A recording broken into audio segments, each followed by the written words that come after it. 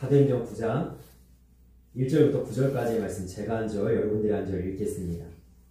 사울이 주의 제자들에 대하여 여전히 위협과 살기가 등등하여 대제사장에게 가서 다윗의 여러 회당에 가져갈 본문을 청하니 이는 만일 그 도를 따르는 사람을 만나면 남녀를 막론하고 결박하여 예루살렘으로 잡아오려 하니라. 사울이 길을 가다가 다메섹에 가까이 이르더니 호련히 하늘로부터 빛이 그를 둘러 비추는지라. 땅에 엎드러져 들매 소리가 있어 이르시되 사울아 사울아 내가 어찌하여 나를 박해하느냐 하시거늘 대답하되 주여 누구시니까? 이르시되 나는 내가 박해하는 예수라. 너는 일어나 시내로 들어가라. 내가 행할 것을 내게 이를 자가 있느니라 하시니. 같이 가던 사람들은 소리만 듣고 아무도 보지 못하여 말을 못하고 서 있더라. 사울이 땅에서 일어나 눈을 떴으나 아무것도 보지 못하고 사람의 손에 끌려 다메섹으로 들어가서 같이 있습니다. 사흘 동안 보지 못하고 먹지도 마시지도 아니하니라. 아멘.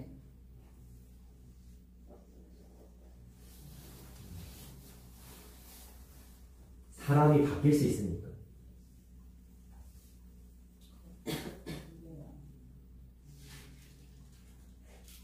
대답하고 계시죠? 예스예요, 노예요. 사람이 바뀔 수 있느냐에 대해서 예스입니까, 뭡니까? 자, 예스라고 하는 사람은 아마도 이런 경험이 있으실 겁니다. 바뀐 사람을 본 거죠. 저 사람 내가 아는데 바뀌었어. 예수님 만나고 바뀌었든 무슨 사건을 겪고 바뀌었든 어떤 바뀐 사람을 본 거예요. 그래서 사람 바뀔 수 있지. 근데 노라고 대답하는 사람은 아주 지긋지긋하게 안 바뀌는 사람을 만난 겁니다. 이 사람 왜 이렇게 안 바뀌나? 야, 사람은 안 바뀌나 보다. 오늘 제가 이런 질문을 하고 말씀을 시작하는 이유는 뭐냐면 사람이 바뀐 것에 대해서 가장 극명하게 보여주고 그 다음에 성경에 있는 이야기 중에 가장 유명한 장면, 예수님을 믿는 사람들을 잡아 죽이려고 결박하러 가던 사울이라는 사람이 예수님을 만나 변화돼서 바뀌고 누가 되었냐면 가장 위대한 사도 바울이 되었습니다. 자, 그러면 이 사도 바울이 이렇게 변화되고 바뀌는 장면을 우리가 살펴보면서 질문을 좀 던져야 되겠죠. 그게 뭐냐면 도대체 사람이 안 바뀐다면 왜 안 바뀌는가? 그리고 또 하나의 질문은 만약에 사람이 바뀐다면 언제 바뀌는가?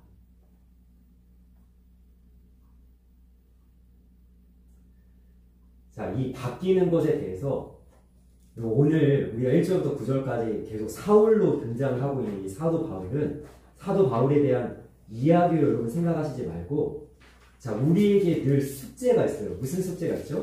내가 바뀌어야 돼요. 매일 바뀌어야 됩니다. 왜 그렇습니까? 예수님께서 우리에게 선언하셨잖아요. 예수님을 믿으며 이전 것은 지나갔으니 보라 새 것이 되었도다. 너희는 옛사람을 벗어버리고 새 사람을 입으라. 너희들이 예수님을 닮아가라. 따라가라. 예수님의 모습을 너희가 드러내고 나타내라 라고 말씀하시는데 우리에게 그 부분에 있어서 굉장히 부족한 모습이 있단 말이죠. 그러면 우리 자신을 늘 어떻게 됩니까? 우리는 바꾸고 또 바꾸고 또 바꾸는 싸움을 해야 되는데 우리가 안 바뀐다면 왜 안 바뀌지? 내가 바꿔야 된다면 여러분 언제 나는 바뀔까? 이게 우리에게 던져져야 되는 질문이라는 거죠. 그럼 오늘 1절 말씀 한번 보겠습니다. 1절 말씀 다 같이 한번 읽어보겠습니다. 시작. 사울이 주의 제자들에 대하여 여전히 위협과 살기가 등등하여 대제사장에게 가서 아멘. 자, 우리가 주목해야 될 단어는 이거죠. 여전히.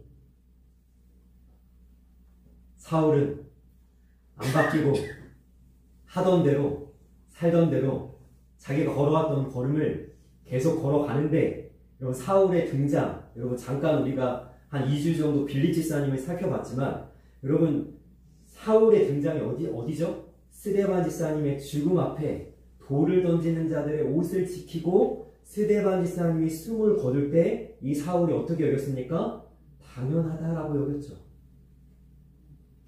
여전히 사울은 기세가 등등하여 살기가 있는 채로 뭐하러 가냐면 대제사장에게 공문서를 받아와서 다메섹까지 찾아가 예수님 믿는 것들은 다 잡아다가 결박하여 예루살렘까지 끌고 오려고 아주 위세 있게 지금 가고 있는 길이에요. 그래서 우리에게 이렇게 이야기하고 있는 겁니다. 사울은 바뀌지 않았다. 여전히 그대로 그 모습으로 살고 있는데 왜 사울은 안 바뀔까요?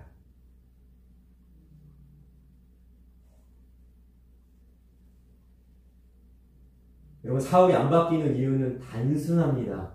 자기밖에 없기 때문이에요. 나만 가득해요, 내 안에. 조금 더 쉽게 설명해 보겠습니다. 사울의 눈에는 나만 보입니다. 나밖에 안 보이는 거예요. 여러분 사실 사울은요, 바뀔 수 있는 기회가 있었습니다. 언제일까요? 스데반 집사님이 자기의 눈앞에서 졸 맞아 죽을 때. 여러분 저는 모르겠어요. 유대 사회에서 이렇게 돌 던져서 사람을 사형시키는 일이 자주 있었는지는 저는 모르겠지만, 여러분 보십시오. 사실은 유대 사회에서 하나님께서 율법을 주셨잖아요. 돌 맞아 죽어야 될 사람들, 가늠하다 잡힌 사람, 짐승과 교합하는 자, 동성애하는 자, 무당, 돌로 쳐서 죽이라고 했는데, 여러분 이것이 아무리 율법이 있고 유대의 전통 속에서 돌로 쳐서 죽이는 그러한 장면이 있어도 여러분 그가 정말로 죽어 마땅한 존재고 그가 정말로 극악무도한 자라고 할지라도 여러분 상상을 해보십시오. 내가 내 눈앞에서 정말 죽어가는 사람을 내가 보고 있다면, 여러분 돌마다 죽어가는 사람 여러분 눈으로 본다면 여러분 내 마음에 뭔가 일어나지 않겠습니까? 우리가 누군가의 죽음을 맞이할 때 여러분 우리가 숙연해지잖아요.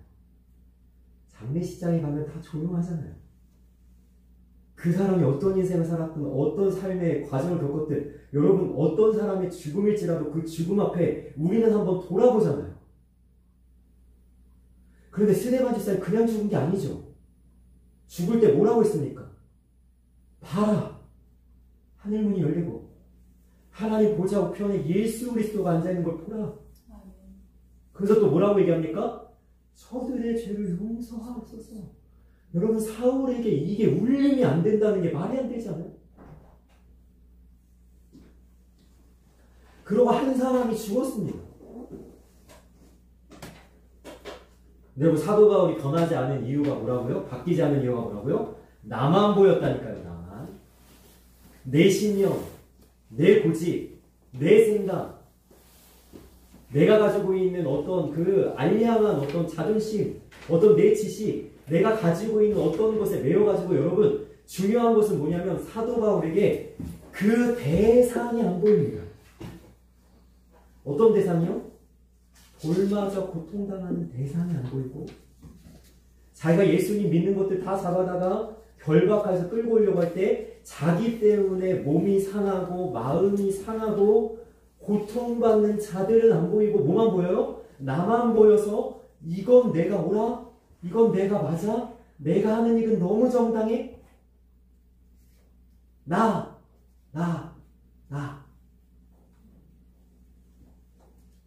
하나님의 말씀을 너무나 잘 알고 있었는데 그리고 말씀에 물론 정의와 공의가 있죠. 심판이 있죠. 여러분 해야 된다 하지 말아야 된다, 너희들이 이거 잘못하면 죽는다라는 엄한 말씀도 있지만 여러분 말씀의 진수는 뭐죠? 사랑과 용서와 관용과 포용과 안아줌과 여러분 품어줌 아닙니까? 네. 오늘 우리가 말씀 묵상에 여러분 뭐라고 나오는지 아세요? 거짓과 포악을 더하는 이스라엘 백성들에게 하나님이 돌이켜서 뭐라고요? 인애와 자비를 지켜라. 여러분 사도 바울에게 하나님 말씀이 안 보이는 겁니다. 마치 어떻게 하나님 말씀 보고 있냐면 현미경으로 보고 있는 겁니다. 내가 좋아하는 것, 내 마음에 맞는 것, 내 눈에 옳게 보이는 것만 보고 있는 거예요. 말씀의 전체적인 의미와 이 말씀에 담겨져 있는 하나님의 마음을 못 보고 자기에 갇혀가지고 여러분 우리도 혹시 그러고 있진 않냐는 거죠. 여러분 우리가 때로는 사람들하고 논쟁하고 막 이렇게 말로 막 이렇게 누가 맞는지 막 할 때 여러분 가장 위험한 사람 그런 사람이라고 하잖아요. 저도 한 번도 못 만나본 사람입니다. 어떤 사람? 책 한 권 읽은 사람. 이 사람에겐 세상이 어떻게 보여요? 그 한 권으로 보이죠. 내가 읽은 책만 진리고 그건 맞다. 사도 바울이 마치 그런 식이고 우리도 마찬가지입니다. 성경을 묵상하고 말씀을 듣고 말씀을 읽으면서 여러분 내가 가득하면 이 말씀 앞에 내가 서는 것이 아니라 내가 굴복되는 것이 아니라 어떻게 되냐면 말씀을 자꾸 보고 싶은 것만 보고 취하고 싶으면 취하고 아멘하고 싶으면 아멘하는 왜곡된 관점으로 우리가 살아갈 수 있다는 거죠.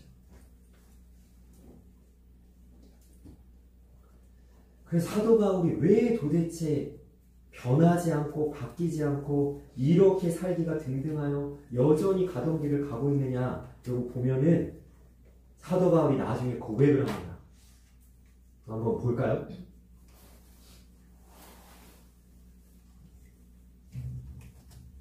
네, 사도행전 22장에 있는 말씀입니다. 한번 읽어보겠습니다. 시작. 나는 유대인으로 갈릴리아 다소에서 낳고 이성에서 자라 가말리엘의 문화에서 우리 조상들의 율법에 엄한 교훈을 받았고 오늘 너희 모든 사람처럼 하나님께 대하여 열심히 있는 자라. 내가 이 돌을 박해하여 사람을 죽이기까지 하고 남녀를 결박하여 옥에 넘겨놓으니 아멘. 사도 바울이 뭐라고 그래요? 하나님께 대하여 열심으로 했습니다.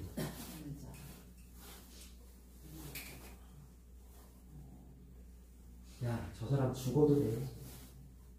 야, 저런 것들은 아파도 돼. 야, 저런 것들 힘들었다. 야, 예수 믿는 것들은 다 잡아다가 죽여도 돼. 벌레만도 못한 것들이고 짐승 같은 자들이야. 난 하나님한테 열심히 있어. 그래서 사도 바울은요, 추워도 의심하지 않았어요. 내가 100% 옳다.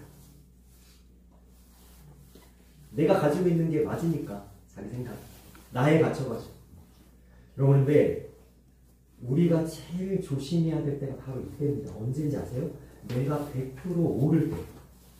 옳다고 생각할 때가 아니라, 진짜 내가 100% 옳을 때.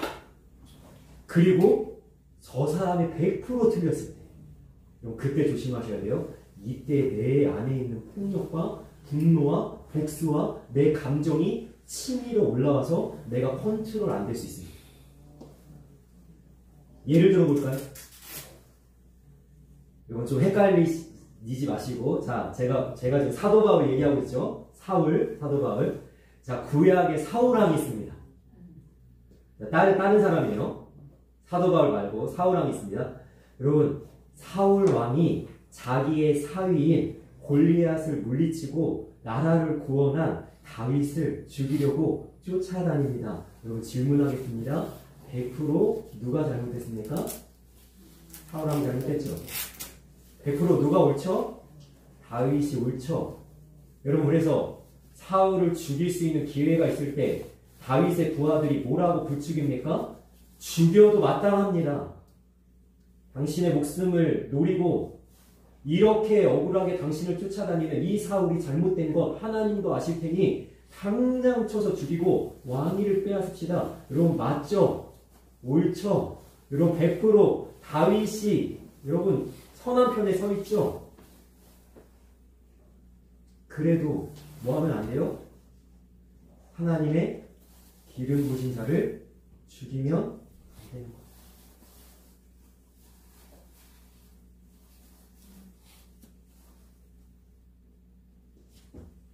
여러분 이 사울이 사도 바울입니다. 지금 한번 그 요한복음 16장 한번 보시겠어요? 같이 읽겠습니다. 시작. 내가 이것을 너희에게 이르면 너희로 실족하지 않게 하려 하니 사람들이 너희를 출교할 뿐 아니라 때가 이르면 물은 너희를 죽이는 자가 생각하기를 이것이 하나님을 섬기는 일이라 하리라.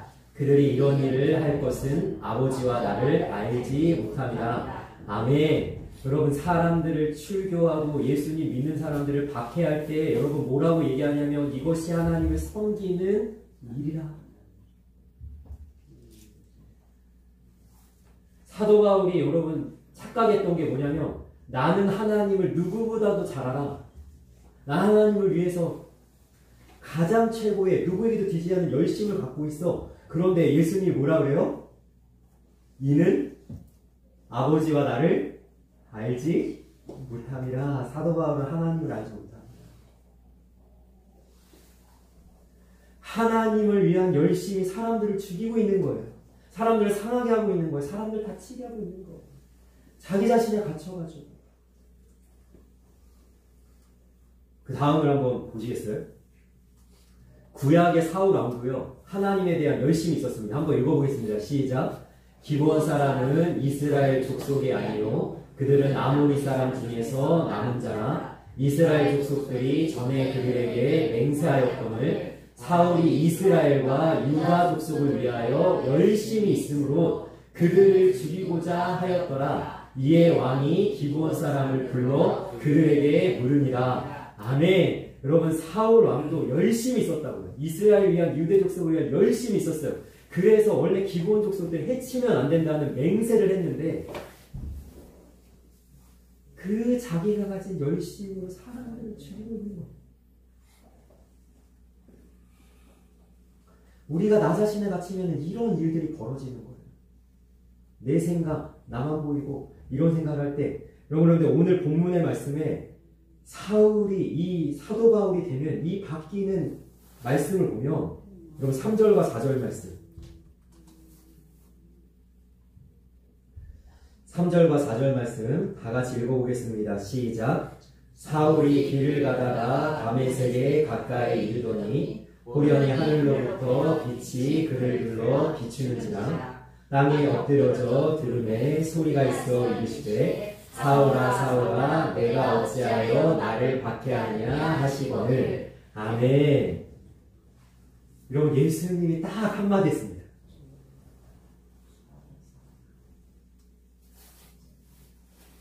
두 마디지만 사실 한마디죠. 결론적으로 뭐죠? 나는 내가 박해하는 예수라. 저는 오늘 말씀을 전하면서 이 한마디 말에 사도 바울이 받았을 충격을 우리가 다 같이 느꼈으면 좋겠는데요. 여러분 보세요. 제가 좀 전에 사도 바울에게는 뭐만 보였다고요? 나만 보여서 여러분 내가 지금 해치고 상하게 하는 대상의 아픔과 고통을 보지를 못했는데 여러분 예수님이 딱 뭐라 그랬어요? 나는 내가 박해하는 예수라 라고 하는 순간 사도 바울이 자기 자신만 보이던 시선이 이제는 자기를 제외한 다른 대상에게 눈길이 가기 시작한 거예요. 뭐가 떠올랐을까요? 좀 전에 돌에 맞아 죽었던 스데반 집사님이 얼마나 아팠을까? 지금 나에게 이렇게 하늘빛을 비춰주시고 나에게 말씀하시는 예수님이 살아계신 진짜 구주 메시아 예수 그리스도라면 이분이 살아계시다면 이분이 십자가에서 죽으실 때 얼마나 고통스러웠을까? 그 대상이 보이는 거죠. 자기가 이제 결박하여 잡아 죽일 예수님 믿는 것들, 자기가 그동안 헤쳐왔고 자기가 그동안 박해했던 핍박했던 수많은 사람들의 아픔에 대해서 드디어 눈을 돌릴 때 이 사도 바울이 드디어 바뀌기 시작하는 거예요. 여러분 내게로부터 시선을 돌려서 세상과 이 사회와 이 내 주변에 있는 이웃들과 다른 사람들을 향한 마음을 열 때 여러분 비로소 내가 바뀔 수 있는 시작이 되는 줄 믿습니다. 여러분 이것이 우리에게 필요해요. 나를 벗어난 시선과 다른 사람들에게 공감할 수 있는 그런 마음, 저 사람을 향해 안타까움과 불쌍함과 정말 저 사람이 그럴 수밖에 없었구나라고 하는 그러한 정말 부드러운 심성으로 우리가 대해야 해요. 이때 드디어 우리에게 변화가 시작된다.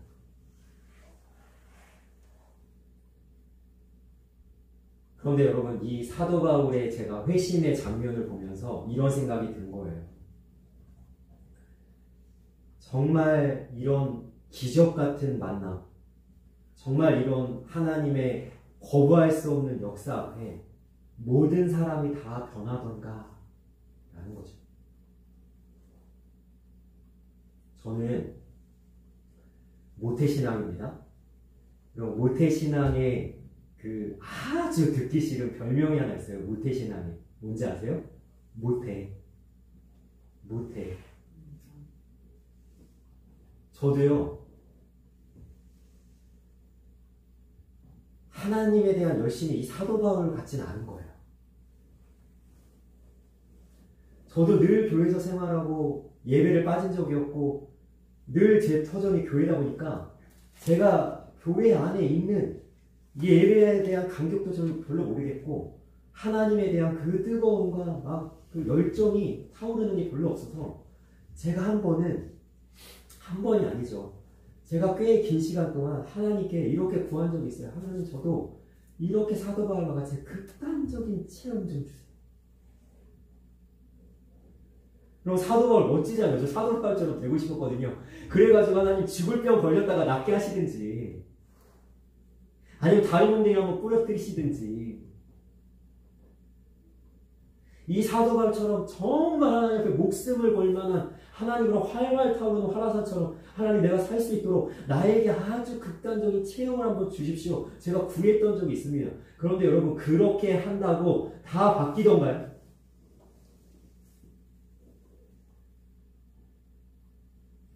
구약에 보면요 아합 왕이라는 사람이 있거든요. 여러분 아합 왕은요 이 정도 하나님 체험했으면 하나님 믿어야 됩니다. 표를 한번 보여주시겠어요? 아합은요 어떤 체험을 했냐면요 엘리야라는 선지자가 갑자기 나타나서 하늘에서 비가 내리지 않을 거야 그랬더니 비가 안 와요. 진짜 3년 6개월. 그리고 엘리야 선지자가 다시 만났을 때 그때 비가 오기 시작합니다. 3년 6개월 비가 오기 시작합니다. 여러분 우리나라에 3년 6개월 동안 비가 안 와. 하나님 말씀에 의해서. 3년 6개월 만에 하나님의 말씀에서 비가 온다면 여러분 많은 사람이 하나님 믿지 않겠어요? 그런데 이 아합은 또 어떤 경험을 했냐면 바알 선지자 450명과 아세라 선지자 400명 데리고 갈멜산에 올라갔는데 자기가 믿는 바알의 선지자들이 아무리 기도해도 바알은 안 듣더니 엘리야가 한마디 하나님께 기도했더니 어떻게 돼요? 하늘에 불이 내려오는 걸 봐요. 이 정도 하나님 믿어야 되는 거 아니에요? 그리고 아람과의 전쟁이 있는데요. 그 두 번의 전쟁에서 하나님의 말씀에 의해서 승리를 합니다. 여러분 그런데 이 아합은 마지막까지 하나님을 거부해요.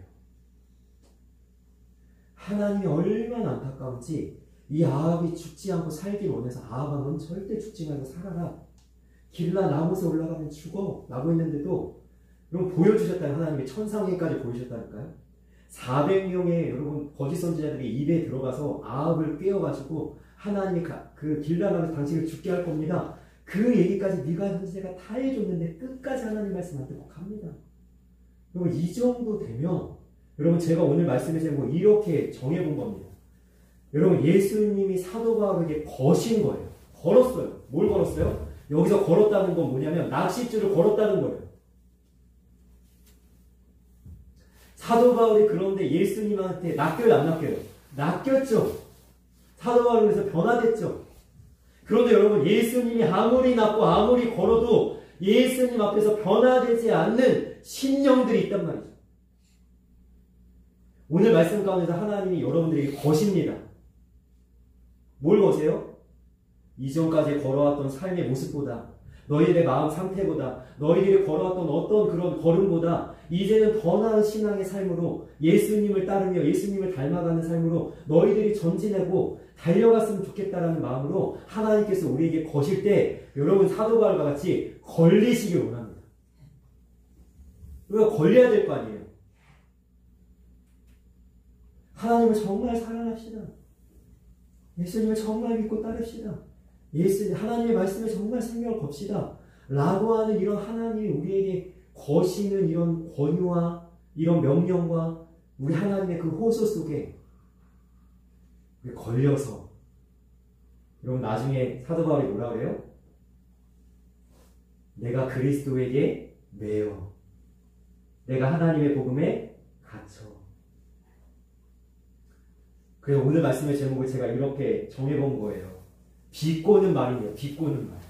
걸려야 걸리지. 건다고 다 걸리나?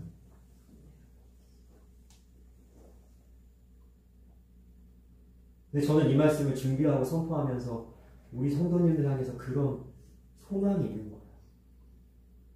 하나님께서 오늘도 말씀 주시고 우리가 예배 자리에 어찌됐든 나와서 하나님을 만나는 시간을 지금 보낼 때 우리가 하나님을 찬양하고 주님 앞에 서 있는 이 하나님께서 우리에게 말을 거시고 여러분 소리가 들렸다니까 하늘에서 소리가 들렸어요.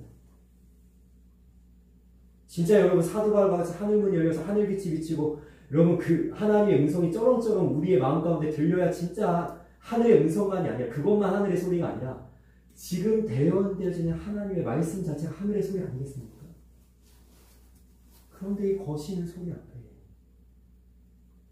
사도 바울과 같이 나 자신을 한번 돌아보고 나 자신을 한번 살펴보고 나의 인생의 걸음이 어떠했는지 제가 봉헌기도 올리면서 그런 이야기 했죠. 여러분 11개월이 지났어요. 올해가 시작됐는데 한 달 남았어요. 어떠셨어요?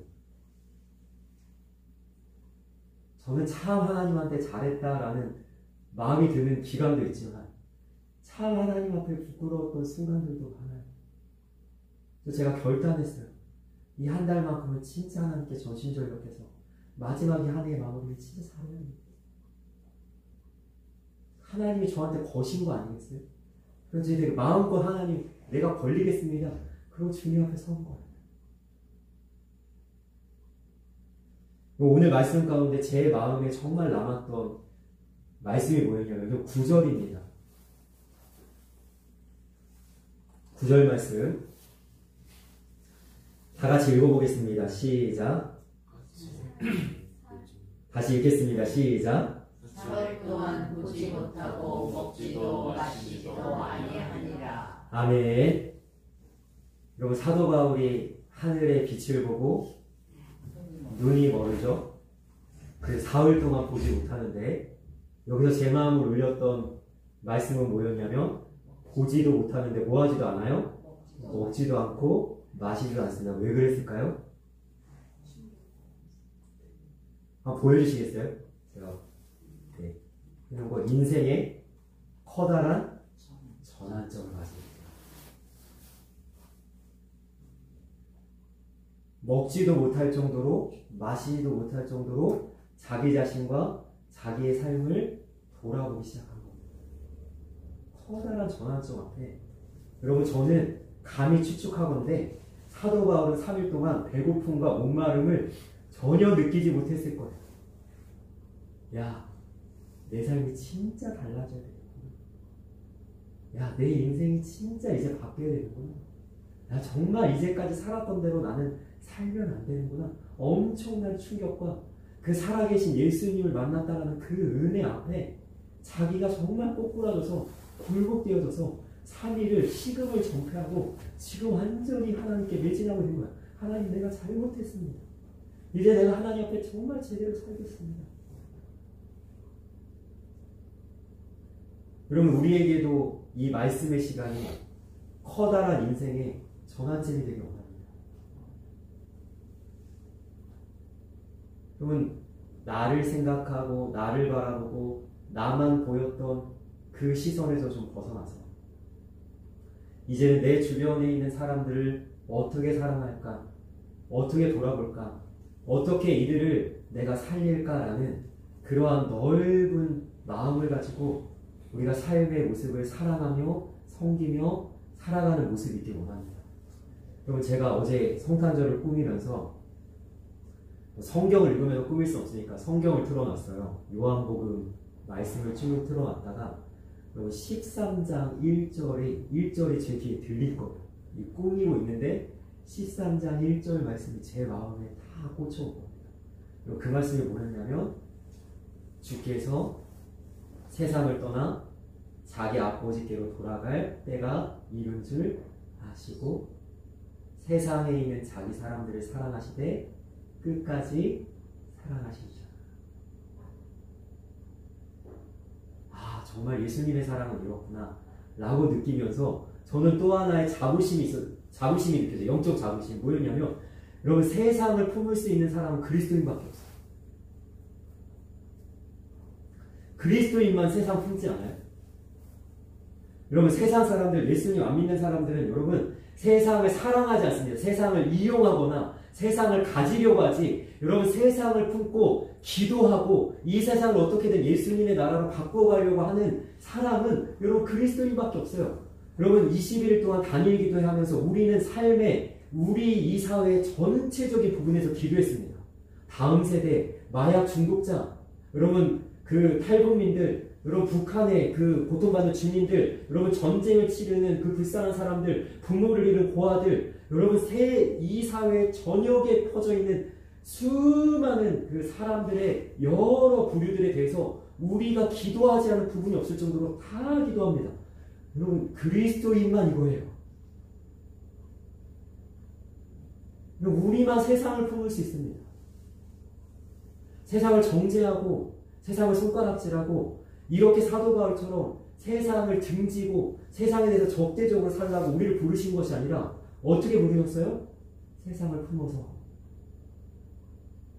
이 세상에 한 영이라도 구원하고 한 영이라도 믿음으로 가르세우고 한 영이라도 사랑으로 대해서 그를 정말 하나님의 사랑 안에 거하게 만드는 것이 우리를 부르신 하나님의 뜻이고, 이제 우리가 다음 주에 살펴보겠지만 사도 바울을 부르신 하나님의 목적이었습니다. 이 세상을 품는 위대한 그리스도의 삶으로 우리를 초청하셨을 때 우리가 먼저 여기서 서로 사랑하고 또 나보다 남을 낮게 보고 서로를 위해서 기꺼이 섬김으로 다른 사람을 살리는 귀한 하나님의 사람들이 되시길, 그렇게 쓰임받고 사용되시기를 주님의 이름으로 간절히 소망합니다. 아멘. 기도하겠습니다.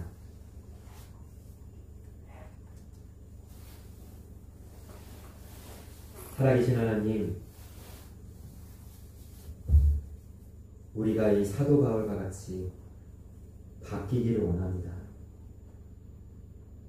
우리가 이전과 걸어왔던 삶의 모습과 다른, 이제 오늘 말씀을 들은 이 시간, 이 순간부터 올 한 해 동안 걸어왔던 11개월의 그러한 생각과 마인드와는 다른, 이제 남은 한 달을 새롭게 새 모습으로 새 마음으로 살아갈 수 있는 그런 돌이킴이 있게 하시고 동력을 얻게 하시고, 그렇게 주님을 위해서 다시 한번 주님의 사랑을 펼쳐나가기를 열심히 내어 다른 사람을 살리고 세상을 품는 그런 그리스도인으로 우리가 살아갈 수 있도록 우리를 인도하여 주옵소서.